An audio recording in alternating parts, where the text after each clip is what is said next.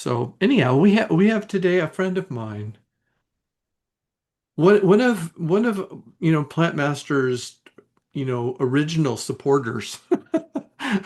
So Jackie and I go back a long ways, and I'm very indebted to her because she's been saying lots of nice things about us for a long time. And she's put me in touch with so many other folks in the San Diego area that have also become my friends. So I feel like I have like a San Diego family thanks to Jackie. Thank you. Um, she has been successful in putting together her own design business for a long time, and I thought it would be wonderful for us to talk a little bit about, her story, her background, her journey through into garden design. Some of the people in our group here, Jackie, are already have their companies. They're probably either new at it or looking at ways to improve. I And the, recognize some faces. yeah, but the first, and as you probably know, some of you might have Plant Master already. We haven't yet announced this to our user base. It's been kind of by private invitation. So we've had a number of people that have signed up for Plant Master recently that I've been invited to come. But my intention is eventually to open up to everybody. But I have put a particular emphasis initially at the beginning of the year to invite college students. And as all of you guys probably know, those people that come out of the horticulture programs, particularly the 2-year programs, are not spring chickens. They're people who are veterans in other fields and they're transitioning into our profession. And I happen to know, and one of the reasons we're doing the business forum, that many folks who come from corporate America or big business America feel a little bit uncertain and a little bit nervous about entering into sole proprietorships and small in the world of small business, which is a different skill set, I think, entirely from the larger business world. Jackie, would you agree with that? That the learning to run a small business has its own dynamic? You think I'm right about that? I went from not work, well, I worked early on as a mathematics teacher.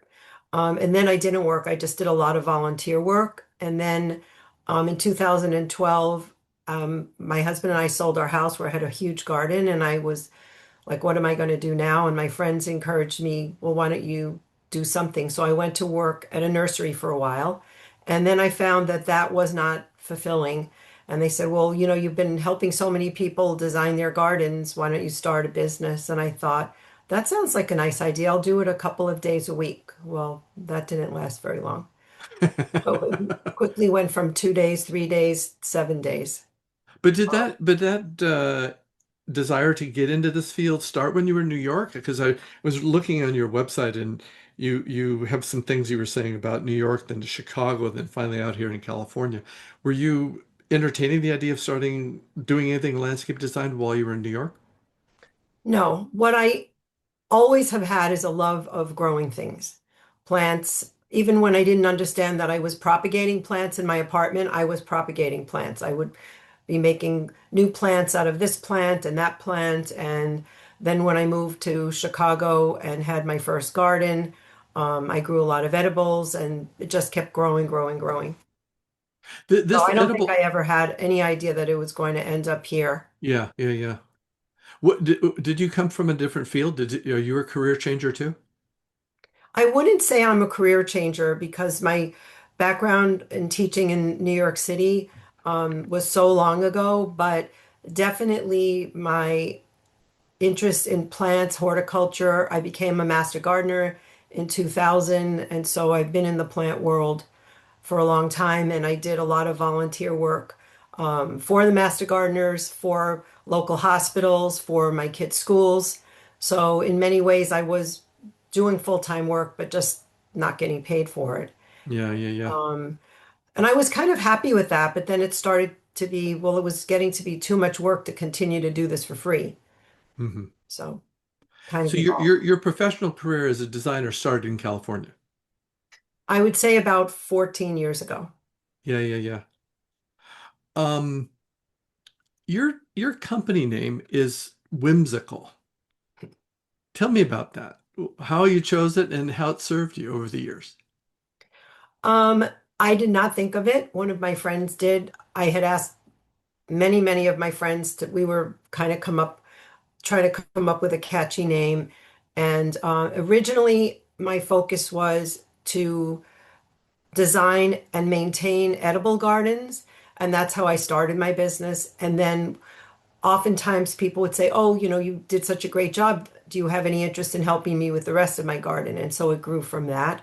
And I still have a passion for growing edibles, and I do a lot of designs of edible gardens. People find me, but it's not the majority of my work anymore. What is the majority of your work nowadays? Pretty much broad-based landscape design. I don't really design pools. I'll design like where a pool would go, but pretty much Mhm. everything else. I don't do lighting.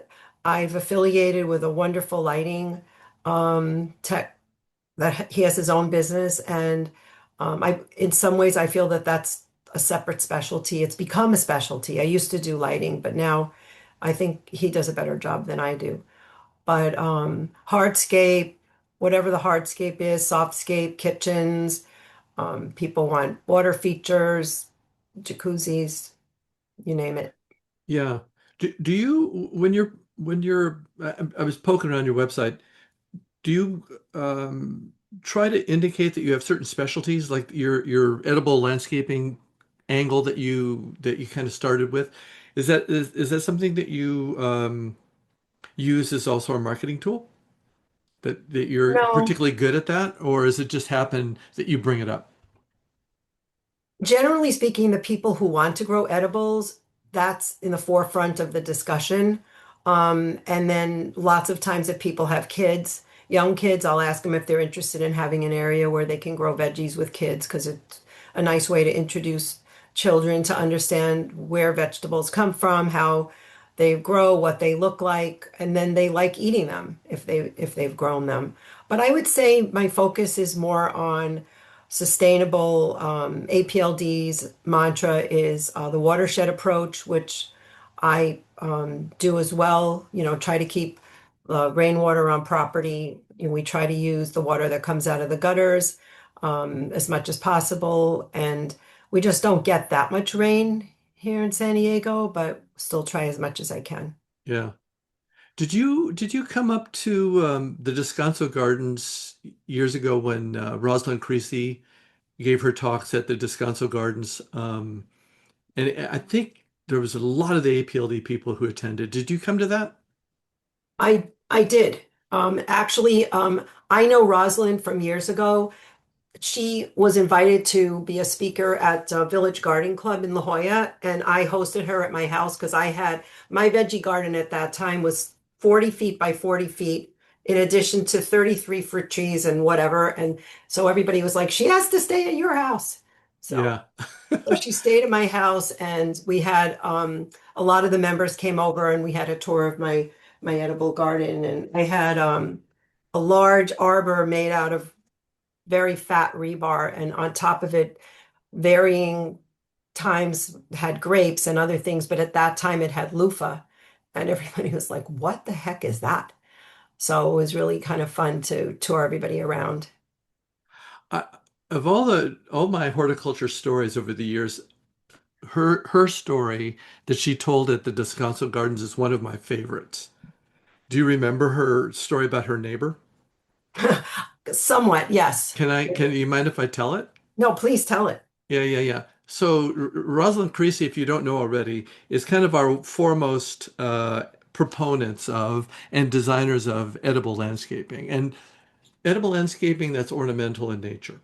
That's Especially front in the front. yeah. She's brought the elemental or ornamental component into veggie gardening essentially. So anyhow, she moves into she's married to a banker.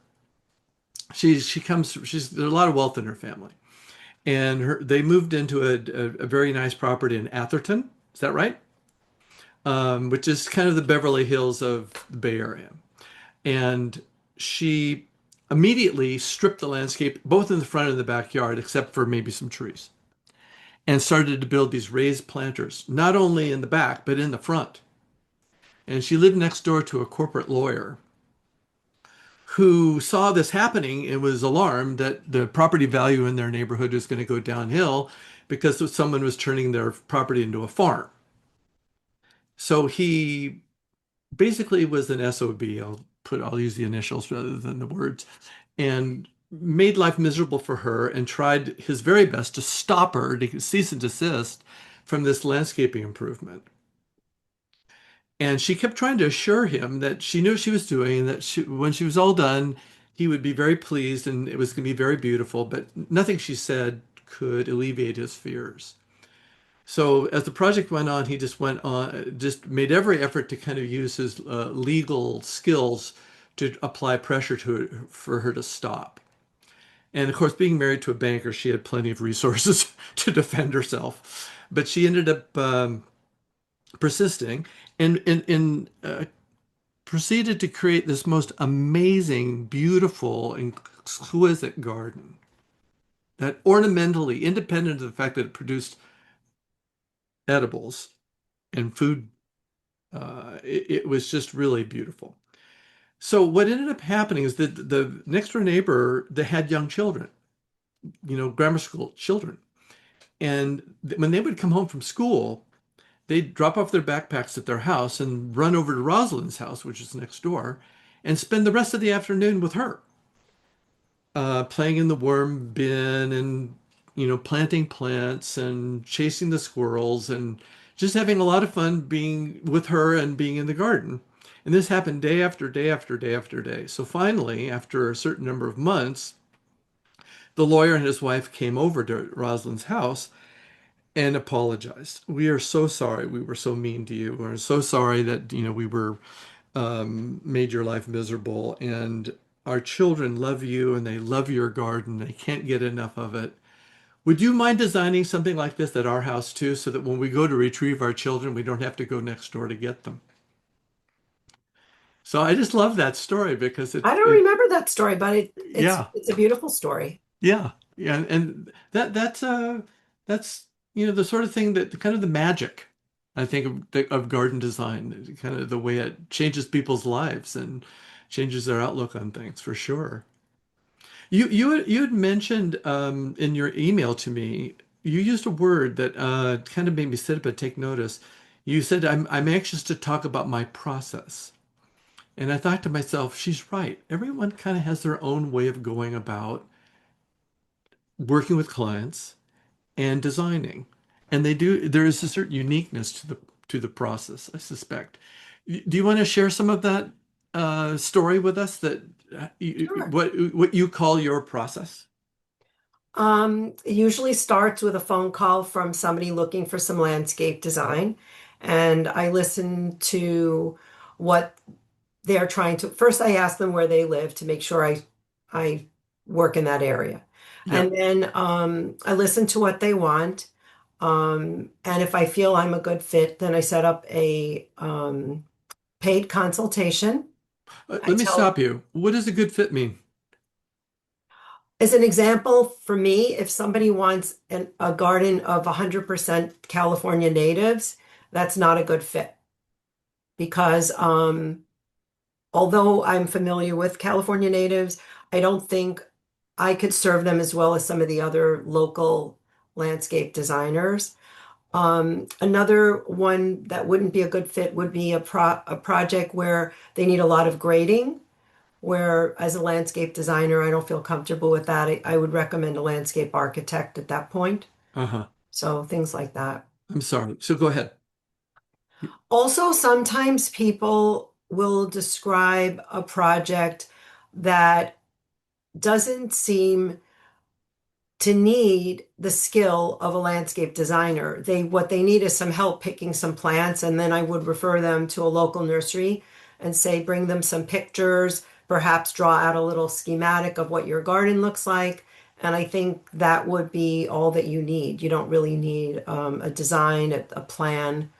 Um, but I work two different ways. I work hourly if somebody has the majority of a landscape in place and they just need a refresh, I'm willing to work on an hourly basis. And if they basically need the whole 9 yards of a cleanup, irrigation, drainage evaluation, um, then um, then I will give them a set fee based on how many hours I think it will take to create that design. Hmm. How about once you get a commitment for a contract, what is the give and take between you and the client like? Can you describe that? Sure. So I ask people to send me 10 or 12 photos of what gardens speak to their soul. Like if you could open your windows and this is what your garden looked like, you'd be so happy. Send Hmm. me those photos. I don't necessarily want photos of plants. That's not helpful at the beginning. I welcome them to send those along anyway, but people sometimes describe I want a very quiet, um, contemplative, meditative garden, and then they send me 12 pictures that have every color known to man. I'm like, whoa. Or the other way, they say I want a lot of color, or then I have people who'll send me 10 or 12 photos. It's got tropical, a Japanese influence, it's all succulents. And for most residences, you cannot have all of the above. So you kind of have to pick. Then there are people who like what I call organized chaos, where plants will touch each other, maybe not grow uncontrollably over each other. And many clients say I'd like an English garden with California plants. Then I've had other people, sometimes architects, everything has to be in a straight line. Straight Mm, line. If it's just off a little bit, that's not in a straight line. So, do they want architectural plants that are more structured or looser plants? So those photos really say a lot to me. And then from those photos, if I feel it's a good batch of photos, and I ask for 10 or 12, 10 to 12, but I tell them they can send me 50. It doesn't matter. Uh, yeah. from that, you'd be very surprised, but I go to Plant Master and I, which I couldn't live without. And I create a plant palette for them and I send them the new updated plant voting sheet, which you have a new name for plant. Oh, I'm sorry, I don't remember. Um, and then my goal is to have the majority of love it, okay, and then not too many no thank yous. And then from there, I will start to work on a design. Actually, to back up, if their project needs hardscape, I do a hardscape plan first. Once the hardscape plan is approved, then I do plants because depending on the size of the garden beds will Right. determine what plants I would recommend. Yeah. Yeah. Um, Then it would, once they approve, then it goes to bid. okay, so you're not participating in the installation, but you're guiding them in the installation? I'm Are very hands-on. Um, I'm there for the first day of demo to mark my system is whatever comes out gets sprayed with paint and whatever is going to be transplanted gets tie tape on it. Um, and then usually the contractor will do the demo. And again, it depends what, how complicated the process is. But I stay hands-on. I talk to the contractors that are on a job site either every day, every couple of days, depending. I'll do site visits, which as a designer, we have to call them observation. We can't say management or supervision. Um, and then I order the plants. There's always, no matter how many availability lists you check, the day before, 2 days before, you find out something's not available, and then I have to make substitutions, and then I'm there when the plants are delivered, and then I place the plants with the contractor, and then again, if it's a really large property, like a half acre or a third of an acre, I'm there more than once replacing plants, but if it's small, that might be it. And then I always go back and meet the homeowner after. do a walkthrough with them, and then I give them um, kind of a plant maintenance. Like some plants would get too large, and in the design, they're meant to be pruned to a certain height. So I let them know. Right. Sometimes I'll walk the property with the homeowner and the maintenance company.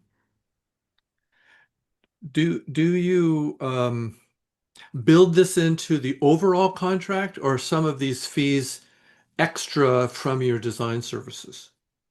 When I work by the hour, they're charged out, billed hourly. Otherwise, they're all included in my design fee.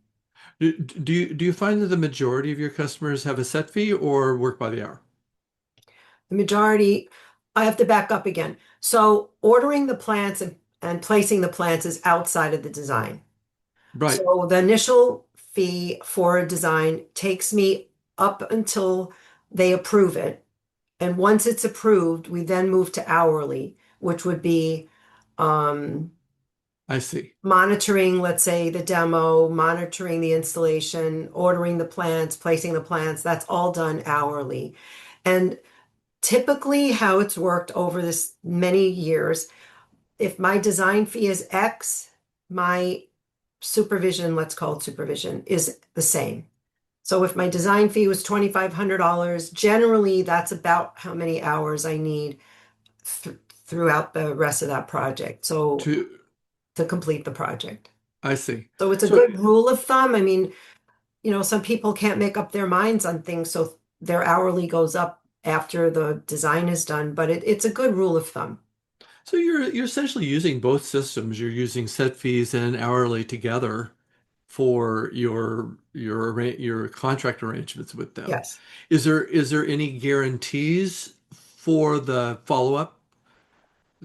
I Uh, don't guarantee the plants. That's written in my contract, mostly because I order from really reputable nurseries. I look at the plants as they come off the truck. I try to look to see if they have any, obvious diseases, which they do. Sometimes, sadly, they do. Whether yeah, it's powdery mildew or bugs crawling out of the cans, or I don't know. Then they go back on the truck, or if they're very spindly, they just don't look good. They go back on the truck, and then I go and find others. Um, with that said, I feel good customer service is to have my clients be happy. So if they lose a couple of plants, I replace them. If they lose a great deal of plants, I then believe it's something to do with the installation, whether it's improperly installed, did they turn off the water, did they spray, did they fertilize? I mean, there's so many unknowns. right. Yeah, I found as a contractor myself, as an installer, that I was going to lose a certain number of plants. It was small, but I had to kind of factor it in. Hmm. So you're buying the plants? You're I do. you're okay, and then are you marking them up, I'm presuming? I am. Bless your heart. To do so, have you needed to have any extra contractor license? Uh, what, No. what so the wholesale nurseries are willing to sell to you at wholesale prices, and you can mark them up, and you can add that into your design fees to the client as an additional source of revenue. It doesn't go into the design fee. It's separate. So if I do a design Right, for someone and they want to phase it out, and let's say do part of it now and they want to do the whole thing themselves, we're done at that point. right. And I've done that where sometimes they've asked me to come back and help place the plans the day of because they're only doing a part of it. I'm upfront with people of what the markup is. I say if I pay X for a plant, and this is what I'm going to be charging you, and this is what you'd be paying in a retail nursery. And most of the time, they're very happy. hmm some of our APLD friends have told me that they're unable to buy plants and don't want because it requires them to get a contractor's license. I know that You need a resale license, and it's you better have a bookkeeper because it takes a while to figure out.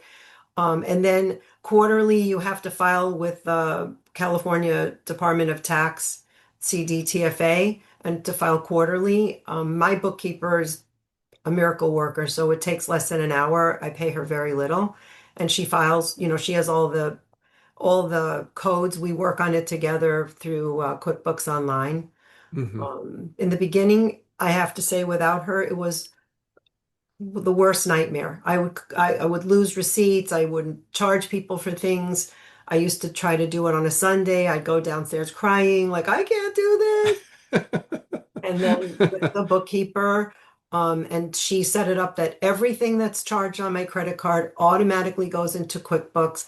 And even if I can't remember what it was, now the nurseries send me every copy of every invoice automatically, so I can, like, if I'm missing a $2,200 charge, I can just go through, all of the Devil Mountain accounts receivable, and I can find, what client it was and what plants it was. Right, It's right, a right, good right. system. You and I have talked about this before in other occasions. The degree of knowledge about horticulture in landscape architecture and in landscape construction, and particularly in the maintenance division, has really over the years diminished. So the one group of people in our industry that it's been my experience that are the real plant experts are you guys, the designers. That's the one group you can count on that Mhm. have a high level of plant knowledge. And I think it's a good point to make just kind of in general, that contractors don't know their plants. They do not know their plants. So this Mostly is no. another, so rather than, and it's sad that that's the case. It really bothers me that they don't bother to teach much of plant material and landscape architecture programs. I even had a professor from Cal Poly, I kid you not, San Luis Obispo. Because I've never had any communication of any consequence with the big Hort schools in here in California. They've all just given me, the brush. So the two-year schools like Cuyamaca down your way and Southwestern and all of these other two-year schools have embraced our software and use it in their classrooms and things like that. But the four-year schools don't use this at all. So I've always wondered why. And so I ended up talking to a landscape architecture professor from Cal Poly, and I said, "What's going on with you guys with plants? Why is it there's so de-emphasis of plants in your program?" And he said, "Well, we figure that they'll learn about plants once they get out of college. And we only care about their heights and widths and how to choose the correct symbols to put on the drawing. That's really the only concerns we have." That was a shock to the system to me that that was the extent of their interest in plants. But So I tell the students, like there are a lot of students down here in San Diego or emerging professionals, and I say if you have time to spend it learning your plant material. Go to nurseries, take a photo of the plant. My system is a photo of the plant and then the label. Photo of the plant and then the label. There's no way you can create an interesting design when you have a very limited plant palette. And then when you send people the plant master list and you get X amount of no thank yous or only okays, it helps to have uh, like a working encyclopedia of substitutions. yeah, yeah, And yeah. I'll very often I'll say, what did you not like about that plant? Was it the color? Was it the shape? Because it just because they say no thank you doesn't necessarily mean they didn't like that plant. They just don't like red and they forgot to tell you. Or Hmm. I've had clients that say I hate red, and then when they send me all of their photos, two-thirds of them have red plants. And I'm like, okay. So, but I think it's critical to be a landscape designer. You have to have a really strong working knowledge of plants, and it's always changing. They're always introducing Yeah, new cultivars, new colors, and then they're changing the names just to trick us. yeah. No, it's critical I think in the business world that we take advantage of the fact that there's so few people who know their plants and that we are people that can be relied upon to fill that gap. And your typical landscape architect, contractor, and maintenance contractor doesn't have that skill set, and it's really sad that that's the case. Going back to your business arrangements with your customers, what are your deliverables? When you're all done with the design, when you're finished and you present your work to them, what do they get?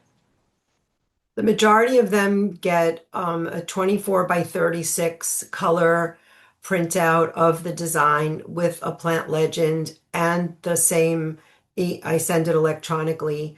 I then provide it, depending on the size of the job and how many contractors are going to be walking around. They could get one, two, or three copies of those. Um, there are always field changes. It doesn't matter how accurate your design is.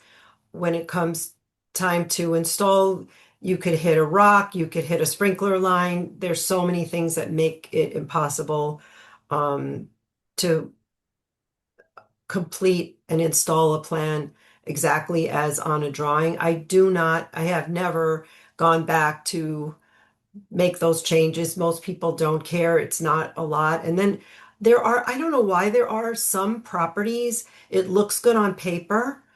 And with your experience, like the density looks good. And then you go to install it and you're like, where are all the plants? It's not enough plants.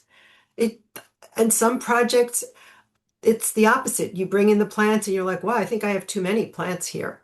So I haven't figured that part out. Um, but so that would be what I give. And I do, again, if we're doing a hardscape plan, then I provide them with a hardscape plan first and then the planting plan after. Is the payments in increments? Do you get like something up front, something in the middle, something at the end? How do you Yeah. structure your payment? So I ask for a 50% deposit of the design fee. And then when I deliver the plans to them, I ask them to pay for that. I wish I was as diligent about it as I should be. I've never had a problem with anybody not paying me, but I'm not the best at that. I have some other colleagues who will bring the plans, and if the person says, "Oh yeah, well my wife's not home, I can't give you a check now," she says, "Fine, I'll come back tomorrow with the plans." And that's just not part of me. So I'll leave the plans, and I've always gotten paid. I guess the first time I don't get paid might be the end of that practice, but Yeah, right now, it's rare. It's yeah, rare. I mean, the vast majority of our customers are fair and reasonable folks. That's been my experience, particularly in the residential area of design. yeah, And you get into commercial stuff, I think you get into I think much that's more different. challenges. Yeah. Yeah. And I always tell people at the very beginning of a project that a lot of it has to be based on trust. Like they're trusting me. Some of them are giving me an awful lot of money. So they have to trust that I'm going to be doing what I've represented. And so I also have to trust that they are going to pay me. It's interesting when I was trying to put my thoughts together about my own experience and all the conversations I've had with people like you in the industry, it kind of came down to that. I was thinking that business in its essence is based on trust. A It's it's handshake. It always it's was a handshake. it's built on the principle of trust. Hmm. Yeah. And to that end, it requires building a relationship with another person. Hmm. In a sense, people want to do business with people they like, not Yes. just competent. It's important to be competent and good at what you do, but they also want to do business with someone that they trust. They have, Hmm. so what are some ways that you can quickly build that trust with someone brand new that you've never met before? How does that trust get established? You know? Good communication. If you say you're going to be someplace at a certain time, be there. Following up promptly if they have questions. If they have a problem, following up with the problem. Sometimes you have to be in the middle of um, a problem between a homeowner and a contractor, even though I have nothing to do with the contractors. I will give them the names. Um, I will help them figure out bids. Contractors' bids never look the same, so they're never really comparing apples to apples because they prepare their bids differently.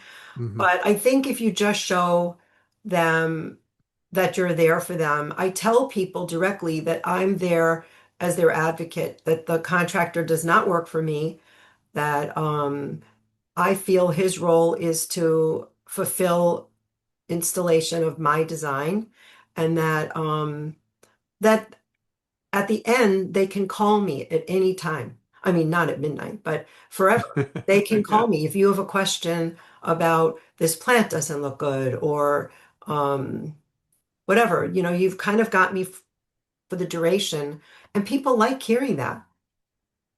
Oh yeah, yeah, I'm sure. It's unsettling to have a construction project at your home. It's incredibly unsettling. I mean, I'm I mean, I've had enough work done at my own house where contractors have come and gone and they leave a tool or a screwdriver or a, a bubble level or whatever. They don't even turn around. They never come back. They never check whether things are working. I mean, I guess no news is good news, but I just feel it's better to establish some kind of a rapport than it is like you don't want them to feel you're like just treating them like a job. yeah, yeah, absolutely. Yeah. I've got a couple more questions, and then we're going to be about a quarter of the hour, and then I want to open it up to other people's questions. They're all pouring in here. People have things to ask you, but let me ask you this. You're a veteran now. Ah, If you could go back no, 14 I'm a years, relic. I'm a relic. you're no, not at all, not at all. If you could go back 14 years and go at the back at the beginning of your career, what is it you know now? What skill or what insight do you have now that you would have liked to have had at the beginning? That you kind of, Okay. what was something hard-earned experience that would have served you well at the beginning stages? So you sent me some of these questions and I wrote down some of the answers so I would try to remember them. One of them was making sure if you're going to be buying and selling plants, get a bookkeeper. Let a bookkeeper help you. One of the hardest things for me, and it remains today, is keeping track of my hours. That's really a good thing to know so that you know how many hours you spent on this size project so you know how to bid the next project. Um, I think because of well, still volunteer a lot, but I think because of all of my years in volunteerism, nobody ever keeps track of hours, or you'd be getting paid 10 cents an hour. So I'm just not, that's definitely still a struggle for me. So if you can find a good way, whatever it is, Caitlin, who's my assistant, she puts it on her phone and notes, and as soon as she changes tasks, she keeps a note. Somehow that doesn't work with my personality, so I struggle with that.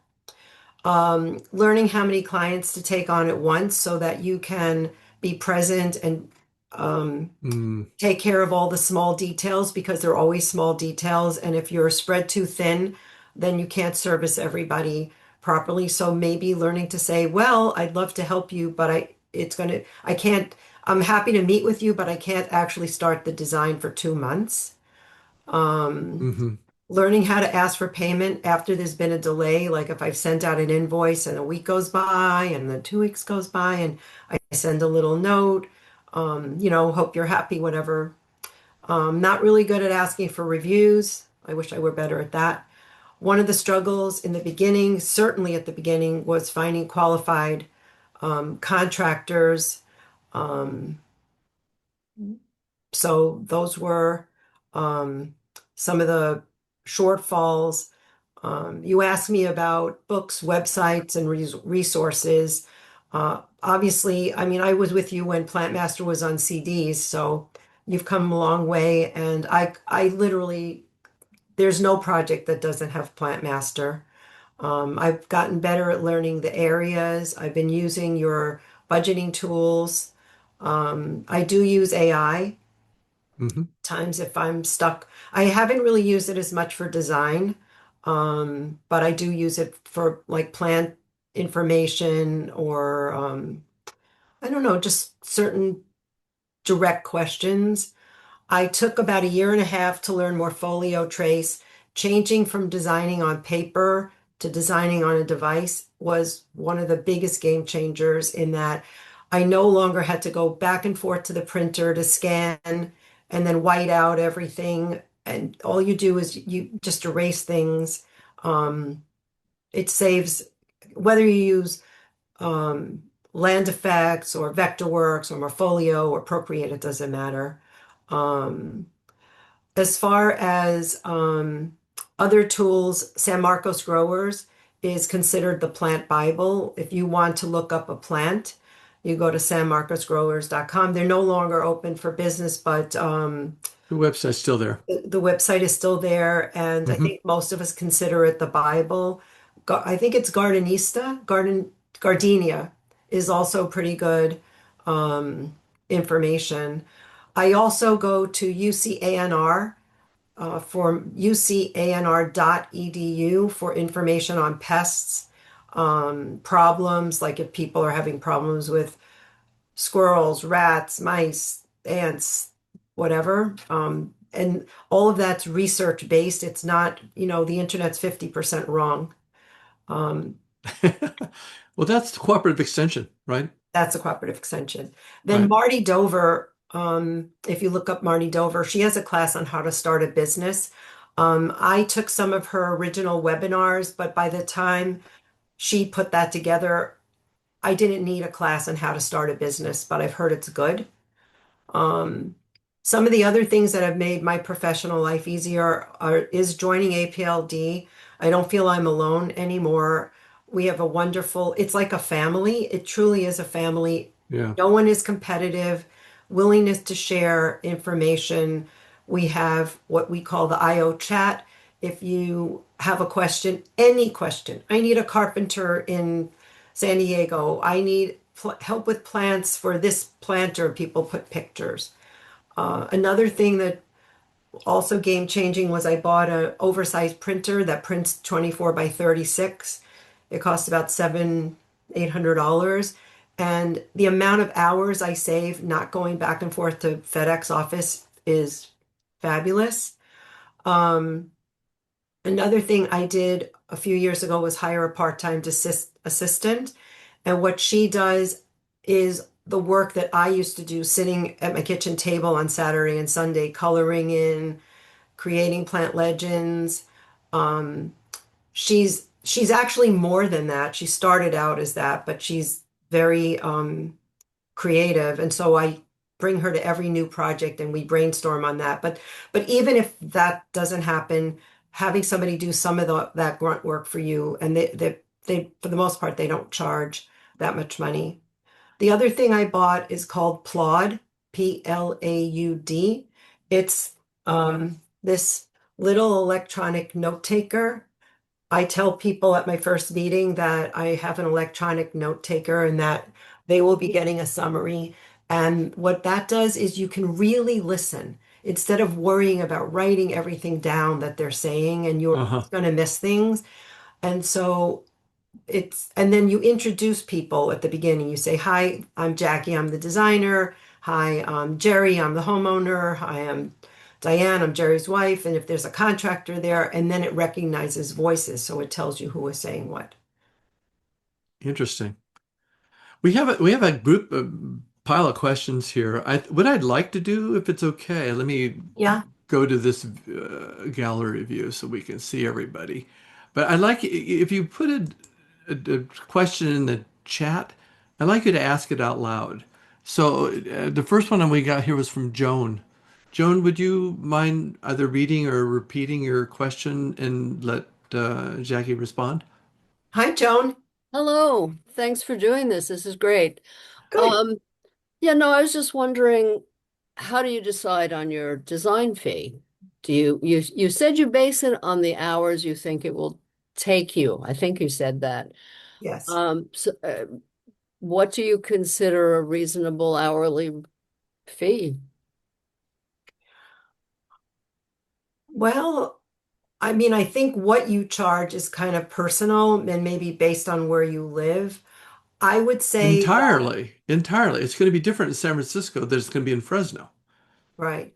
But I right? think like for me, I have found, and I also tell people that just because it's small doesn't mean it's less hours. Sometimes picking what I call polite plants, small plants, to give people a depth so that you don't have like one plant, one plant, one plant, takes as much time as designing a big garden. I found that for the most part, there's no job that's less than 15 hours.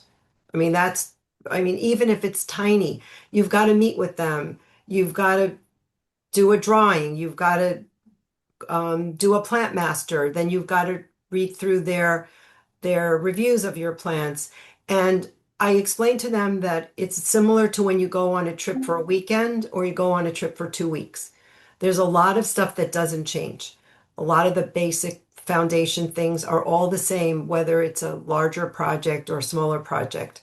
Yes, it's going to take more time to coordinate and figure out the plans for a larger project, but um, I would say minimum is 15 hours, which is why when somebody has a tiny, tiny project, I tell them there's no bang for the buck for them because they can go to a retail nursery, buy all the plants retail, and not even come to my design fee. Thank you. Let me, Joe, let me add to that too. The whole process of charging and what the fees are, it's experimental in nature. There's no answer to that question per se. You have to kind of explore the marketplace a little bit. And I think what I found in my career is that you start where you can where you feel that you have a fighting chance to get an easy yes, and then over time keep gradually increasing that. Because I think once at the beginning of your career, you don't have the revenue to feel safe. So you need work coming in. As you And get that generates reviews and that generates more work. right, and word of mouth is the coin of the realm. You need to do a good job and you need to build a good relationship so that they brag about you and tell others about you, for sure. But I think what you'll find is that you start one place, and as your career grows and you get busier and busier, then what you can do is you can increase your fees to a point where you kind of filter out those kinds of projects you're really not interested in working on at all anyhow. Your fees will kind of prevent that. But at first, whatever you can get kind of gets you started, so to speak. And I this have is one the, more thing to add to that in go ahead. that I don't know if you were going to get there. I'm sorry, I think I interrupted you, That's but all right. Please go ahead. I think there are times where I'm really very busy and some projects are not that um, desirable, let's say. But if I have a low spot and it's a small job, that amount of money is still better than no money. Like turning down that job is doesn't make any sense to sit here and wait for the next big job. So I like to keep a certain amount of small jobs because you can kind of fit them in. Um, the other thing that I did build into my contract the last couple of years was I don't know what's happened. It's been mostly since COVID, but there are some people that can never make up their minds. You send them a plant palette and weeks later it's like, hello, hello. Or you send them a design and or they can't make up their minds on the grass that they want or the whatever. And so I have now built in that um, if they don't if they prolong the project for more than 30 days, they move to the back of the list because otherwise they wake up one day and they think, oh, well, I've been your client for 6 months, so I should be next. But we all have to keep our business moving. We can't, wait for the people that, can't make up their mind. So I did add that clause. Interesting. Sue, let's go to you. You had a question in the chat. Can you ask it? I actually had two questions. Is it okay if I kind of ask both of them together? If they're related. Kind of, a little bit related. So the first one was actually a follow-up on the initial question. I'm very new in the industry. I graduate on Monday. Oh, How would you? congratulations. Thank you. It was, like I say, it was 5 semesters of 20 to 25 credits, 22 credits because I did not transfer anything from my education in India, but that's behind me now. So for someone who's new in the industry, how do you decide, like the time and the cost of the design? Do you do it as an hourly rate for yourself, or do you say, for example, my designs, it'll usually be, say, like $1,000 to $1,500 for that one design? How would you do that? How would you decide it, Jackie? So I think what I've done on the other side of that is I've mentored upcoming designers, and Hmm. they will come with me to a project and we'll look at the project, and then we'll talk about like how many hours do you think it would take to create this design? Hmm. And maybe you could affiliate yourself with somebody in your area who would be willing to share that with you. Hmm. And you had a I, second question, Sue? Oh, no, go ahead. Did you have more to say on that, Jackie? I think at the beginning, you're probably going to underestimate how much time it takes. And I think, let's say I'm going to just hypothetical, you're going to say, I want $100 an hour. At the end, if you actually contemplate how many hours it took, you may only be making 50 because Hmm. and then you also have to evaluate people. This is kind of sounds not very nice, but when you go there, if they never stop talking, that's not going away. So that person is just going to take so much more of your time, whether it's in phone calls, in emails, and text messages, so that you kind of have to weigh your client a little bit. Like, is this going to be a high maintenance person or somebody who seems, they come with lists and they're all prepared. So, um, I mean, you're welcome to reach out to me. I Okay. don't know where you're located, but I'm more than happy to, help you along that way as well. She's really Thank you for close by. She's on the opposite side of the country. that. That's okay. Yeah, It I'm just doesn't, outside Washington, D.C. yeah, but I mean, the principles are the same Yeah, yeah, regardless. yeah. Thank you for that offer. And the other question that I had was like, is there a place? One of the things which I'm struggling a little bit. Actually, before I answer that, I do have a mentor. I am working under someone. I started it as an internship to complete my internship requirements for college, and then she has kindly agreed to let me continue being under her, to follow her, to shadow her, though she is very clear that she does not want me to be there as an employee. She wants me to set up my own studio.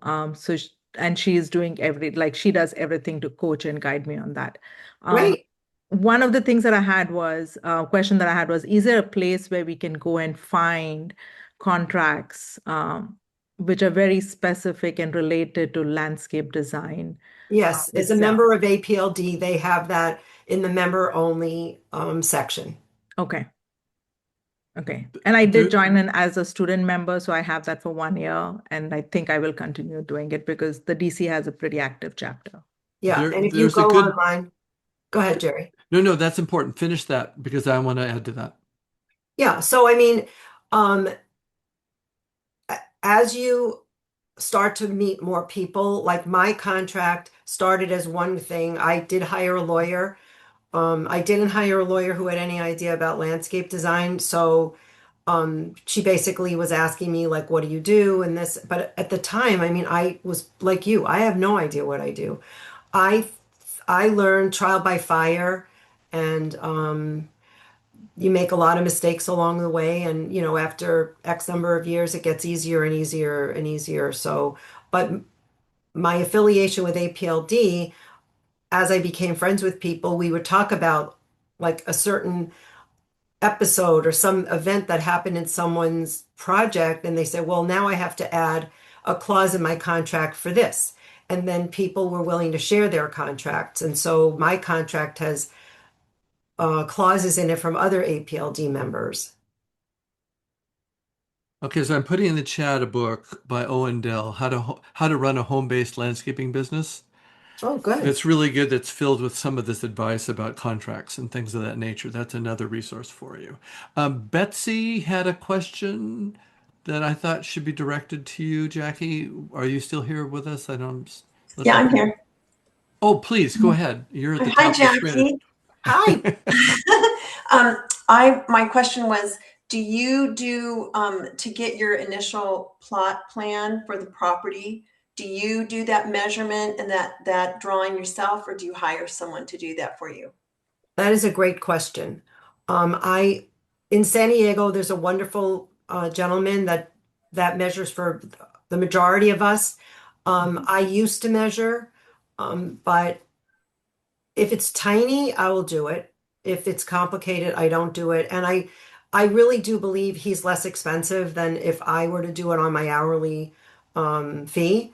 And I tell that to people. And so I feel if I need a site plan and they don't want to pay somebody to create that site plan, they're already not a good fit for me because they don't have, I need to manage their expectations but they also need to understand what's required and having a proper site plan is required. Mhm. So yes, Okay, excellent. Thanks. Good to see you. good to see you. Is there any questions from the floor? Ones that didn't get put in the chat? Any last ones as we close out our time together? Anything? Hello. Hi, this is Susan. Hi, Go ahead. Susan. How are you? Are you taping this or do you tape Yes, the okay, and there's yes. a It'll recording that take me a comes little bit out? of time, and I will post it. But as I might have mentioned earlier, if you go to the business forum page that Kamala set up for us for these meetings, Okay. she's putting the links to the videos at the bottom. Oh, excellent. Okay, thank you so much. I Yeah. just put my email, so feel free to email me as well anytime, any questions. I have a quick Jordan, go ahead. question. Go ahead, Jordan. Hi, Jackie, Jordan. hi Jackie. What AI are you using? I use Claude and I use ChatGPT. Cool. I've wish I have had more time. I've through Morpholio Traits, I've taken a lot of Henry Gow's classes, and he uses Nano Banano, and I just really haven't had the time to um, take a design and put it into Nano Banano, and then say, this is too yellow or whatever. I mean, there's a lot out there, but Mhm. those kinds of things just they're time suck. Yeah. So I just don't have the time. And especially now because the spring, I'm sure you know, like people wake up, oh, it's the spring, I need a new landscape. But I think over the summer, like I don't usually do a lot of planting in September and October. So I think that might be a time where I can Yeah, explore. because obviously it could potentially save you a lot of time in the future, right? Yeah. And that's what I'm Mhm. finding is, things like with Claude, like formatting and stuff like that, like it's amazing what it can do. So yeah, I just didn't know if there was another. I know I've heard of the Nano Banano, but I haven't used it either. So yeah, I was just curious. Well, if you find something good, you got my email. Okay, yeah, I Um, will. or let Jerry know and he can I let everybody else know. Because I definitely will. that's the benefit, honestly, of APLD is the sharing of those kinds of things that everybody is so generous. They're not like, well, if I know how to use Nano Banano, I don't want to share because then maybe I won't get the job. I mean, there's none of that. It's just Yeah, really wonderful. thank you. I'll end just with a thought. When I was working on the Waterwise Gardening website projects earlier in my career, we were using PlantMaster and another program called GardenWorks to kind of be the foundational software behind websites that were used to promote water conservation. Um, I would call someone like Jackie and I'd say, can I go to the projects that you've done that are water efficient? And I would set up a schedule with that. I used a lot of the APLD people for this. And they would drive me around to their projects and I'd photograph them and we would meet the homeowners. And what was interesting about that experience to me was the relationship that the designers had with the families. I was kind of blown away by it. Some of these families hadn't seen the designer maybe in 3 or 4 years, And when we would come, I'd need to get into their backyard, so we'd knock on the door and I'd be there with the designer. And they'd leap out the front door and grab the designer and give them a big hug as if they were a family member or some relative that was visiting from the other side of the country or something. And it struck me that the relationship we have with our customers is a bit unique in the business world. It's not like, a banking transaction or buying a product at the store. It was more someone who's had an influence on your family and on your life, someone who built something that enhanced your whole life. And it meant Hopefully, so. Go ahead, Jackie. You want to add hopefully, to I said this? hopefully. Hopefully, yeah. I mean, it doesn't happen all the time this way, but so often this was the case. And so I think that there's, in addition to any other benefits there may be in this profession, there's a certain contentment that you've made a difference in someone's life. And not everybody gets to do that in their work life, to make a difference in someone else's life in this way. So it's something very endearing about the field of landscape design and landscapes. All right, Jackie, we can't thank you enough. It's very Oh sweet no, of you thank to you for give us an calling hour of your me. time. This is incredibly kind of you. And it's a treat for me to be back in touch with you. We had fun every time we run into each other. Yes. And hope that we'll see and talk to you soon. And I want to thank you guys for joining in and adding your questions and your influence. It's great. And I've got someone lined up for the next couple months, and just I'll let you know through emails. And I will give you an email out with the link to the Plant Master Business Forum page so that you can see where the videos are. Okay. And Thank you. Jackie, I'll get yours up there too soon. So thank you very much, everybody, and Thank you. have Bye a bye. Thanks, wonderful rest of your everybody. day. Anyhow, here's the page we set up for the business forum. And if you scroll down a little bit, voila, there's the Giselle talk, and there is the Oh, nice. Tanya one. So they're available now.